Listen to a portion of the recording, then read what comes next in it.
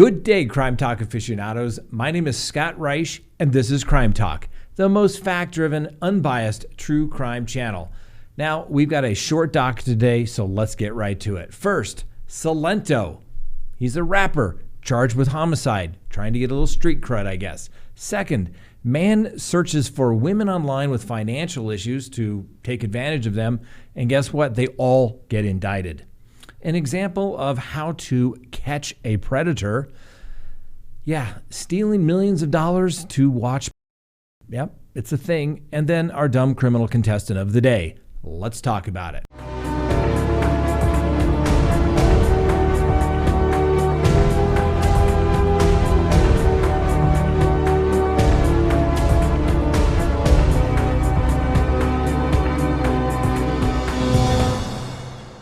Good day, Crime Talk aficionados. My name is Scott Reich, and this is Crime Talk. Thanks for watching.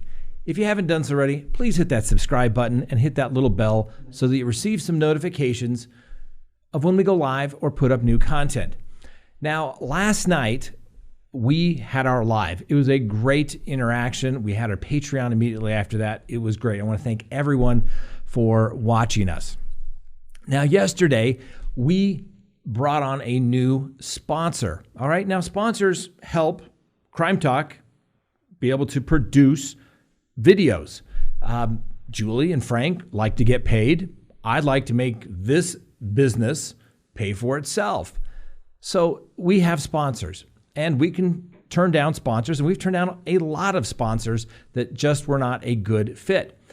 But I was a little surprised by people that were upset by the sponsor that we had yesterday, which was My Patriot Supply. And it was really kind of blew me away. This is not a right or a left thing. This is about doing the responsible thing, okay? Think about it. When you know a snowstorm or you think a hurricane is coming, what do? You stock up to make sure that you have supplies to wait it out until everything gets back to normal. When you travel across country, do you take supplies with you? Maybe have a little emergency kit in your car? I do. When I fly and I know I'm going over big, vast areas of mountains and desert, guess what? I have a little kit in the plane for that very reason. So why wouldn't you do it if you were at home? This is not a right or a left thing. This is a responsible thing. Taking care of your family. When COVID hit, did you go to the stores and find that there were not a lot of items left on the shelves? Yeah. Did you stock up on that toilet paper? Did you stock up and put things in the freezer? Of course you did. It's the responsible thing to do. So if you want to be responsible as well, go to Crime Talk Prep. They have a little website set up for us, and you get a discount. A 25% discount when you order from CrimeTalkPrep.com. Put a link right here for you. It's the responsible thing to do. That's all it is. It's not a political thing.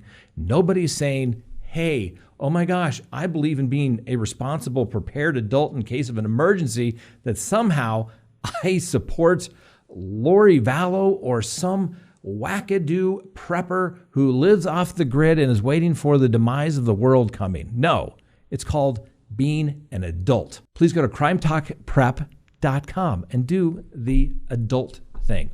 All right, let's get straight to the docket today. A rapper who goes by the name of Silento. His real name is Ricky Lamar Hawk. Well, he has been indicted by a grand jury for malice murder, felony murder, aggravated assault, and possession of a firearm during the commission of a felony. Now, the young rapper Silento has been in jail since February when he was linked to the shooting of Frederick Roots. Mr. Root was Silento's cousin, and Mr. Root was found in the road outside of his home where he had some gunshot wounds to the face and the leg. Needless to say, probably going to be a good chance not going to make it through that. Well, Mr. Silento, like young rappers, apparently his big song back in 2015 made him a hit, made him think that he was invincible. I don't know. His manager claims that there are mental health issues, but the reality of it is it seems like there's a lot of rappers out there probably going to get in trouble for this. And the reason I say this is because I've represented some young aspiring rappers over the years, And they almost look at going to prison like street cred. But guess what? You can't really produce those albums when you're in prison. A lot of people want to have the image of being a gangster, and then when they get involved, they don't really realize that, they're going to spend the rest of their life in prison. Take a look at this picture of Silento. He looks like a young kid. What is he doing out shooting people up, allegedly? Makes no sense to me, but we'll give old Silento the presumption of innocence. All right, take a listen to this. A man searches the internet. He looks for women with financial issues, and then he tries to exploit them.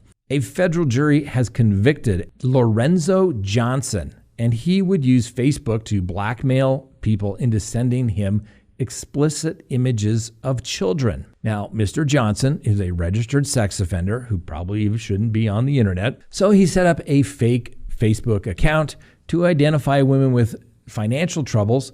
Oh, and by the way, they just happen to have children as well. He would then offer the women money in exchange for sexually explicit photos of their children.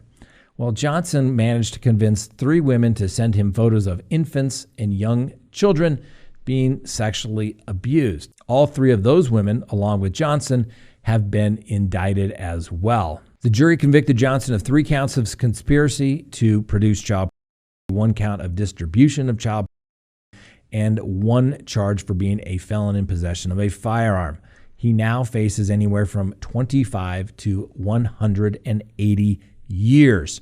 Now, that seems like an appropriate sentencing range for Mr. Johnson. Now, the women involved probably deserve just as much of a sentence, and hopefully they've been removed from their position as parents as well.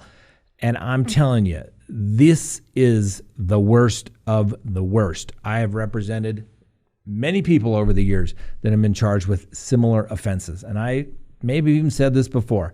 I can eat my lunch looking at autopsy photos. It just doesn't bother me. But the only time I ever truly got ill was when I had to go to the ICE offices and look at this type of stuff. It was the most disgusting stuff that I had ever seen. This Mr. Johnson, I don't think he can be fixed, okay? He is just not wired right, because people do not look at children with some sort of sexual desire unless they are just not wired right in the head, and they're a danger. Hopefully, this judge finds a way to give him the maximum sentence under the law. All right, next on the docket, an example of how to catch a predator. I guess today's show kind of has a theme, doesn't it? Well, Blake Martin was arrested because he was engaging in some online chatting. Now, of course, that's not going to get you in trouble unless, of course, you're chatting with underage children. This is a very tough case for someone to defend in a circumstance like this, because if it is a real child on the other end and the police become aware of it, there's usually a discussion of age. And if it is an undercover police officer on the other end, the police officers give these individuals multiple opportunities to no longer engage with them once they state that their age, even if it's fictitious, is under the age of 16. And then these guys persist, and then they go and meet. Well, in this particular case, to make sure that everybody knew what they were going to be doing, Mr. Martin allegedly showed up at the meeting location with some condoms, a little Viagra, a little marijuana, and an OxyContin pill. And don't forget that one little breath mint for, to freshen up a little bit afterwards, I guess. Needless to say, Mr. Martin is now in custody on a $500,000 bond. Okay, let's get something straight. Guys, come on. If all you can get is young girls and young teenagers, come on. You got to do a little self-improvement here. And young ladies, you don't need to be looking for 30 and 50 and 60-year-old guys. That's just weird. Just don't do it, ladies and gentlemen. Just don't do it. You know what's right and wrong, and it's wrong to try and engage in sexual situations with children. Don't do it. I've said this before and I'll say it again. If you are meeting people online, you need to check them out.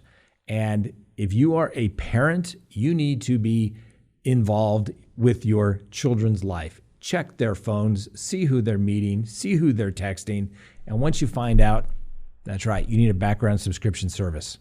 Let's take a quick recess. Please go to crimetalksearch.com, sign up for a background subscription service. You'll be happy you did. If there's anyone out there you were ever curious about what was in their background, now is the time to do it. If you're going to get involved with somebody, now is the time to do it. When you go to crimetalksearch.com, you put in the name, literally millions of public records are searched, and a report is generated. And it's going to give you a report. If they have multiple social media accounts, you're going to find it. If they have multiple phone numbers, multiple email addresses, it's going to be found. And more importantly, you're going to get information regarding criminal history. Hopefully the person you're searching has none whatsoever. But if it's there, it's going to be found. You're going to get everything you'd want to know, whether you're going into business or whether you're going into a personal relationship. You're going to be able to find out the information you want to know. So go to crimetalksearch.com, sign up today. You'll be happy you did. Next on the docket, keeping with our theme today, Ralph Puglisi, 59 years old. He was an account manager for the University Medical Service Association. Guess what he did? He admitted to misusing a company credit card to the tune of $12.6 million. Now, the nonprofit that he was working for was affiliated with the University of South Florida Medical School. And wait till you learn what he spent the money on. That's right, watching women online. Truly shows it's easy to spend someone else's money. And clearly, Mr. Puglisi has a sex addiction issue. $11 million exactly was spent on an adult website called mygirlfund.com.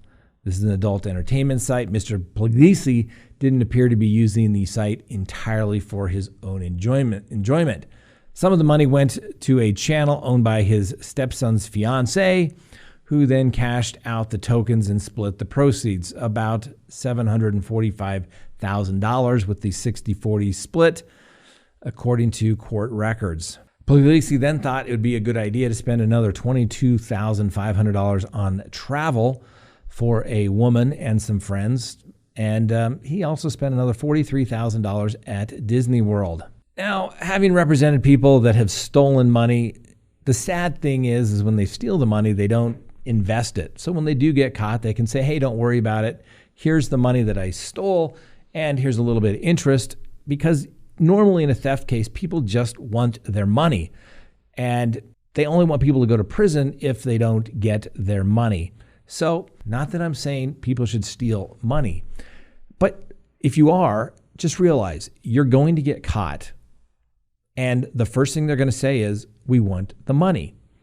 So don't blow it on frivolous stuff like watching porn, going gambling, doing drugs. Now, if you weren't doing those things, you probably wouldn't be stealing the money. But the gist of it is, if you're going to steal the money, at least have it invested in something so you can give it back. It'll probably increase your chances of not going to prison. General rule of a theft case is they just want their money. Bottom line. Doesn't mean you're not going to get in trouble. It just means that the sentencing is going to be a little lighter.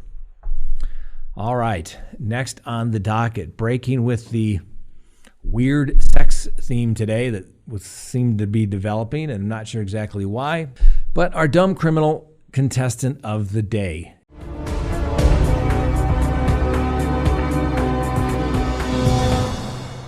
Jacente Pleasant. She's 19. She was at a friend's apartment. The friend was a guy by the name of James Daniels. He's 21. Apparently, the two had been drinking a little brandy, and there was a firearm nearby. and the firearm had on a laser sight. So Miss Pleasant thought it would be a good idea to use the laser sight to harass the cat and have the cat chase it. Well, apparently things didn't quite go as planned because, well, Miss Pleasant discharged the weapon, striking her friend Mr. Daniels in the right thigh. The bullet went through his leg and was ultimately found in the stove in the kitchen where their bullet was recovered. Miss Pleasant claims that the gun just accidentally went off, and the gun in question here was a Smith & Wesson. So I can't necessarily say that's a thing, but I have had some familiarity with the Sig Sauer P320, and if you look it up, a lot of cases where things do just go off. In this particular case, I think that Miss Pleasant is looking at some serious problems, along with her roommate or friend, Mr. Daniels, because, well, he's facing felony gun charges. Turned out he was a felon and shouldn't have had the gun. So, Miss Pleasant, you are a dumb criminal contestant of the day for using the loaded firearm with the laser finder on it to harass the cat to make them chase it. Good thinking. You are a dumb criminal contestant of the day. Congratulations. Now, as always, there are more contestants coming throughout the week, and the winner will receive, that's right, a Crime Talk mug. Could it be one of the original mugs that we ever had here on Crime Talk, or could it be a later version? To be determined. But either way, if Miss Pleasant wins, she's getting a mug. She can use it to harass the cat or anything else she would like to do. All right. Thanks for watching. We'll see you next time on Crime Talk.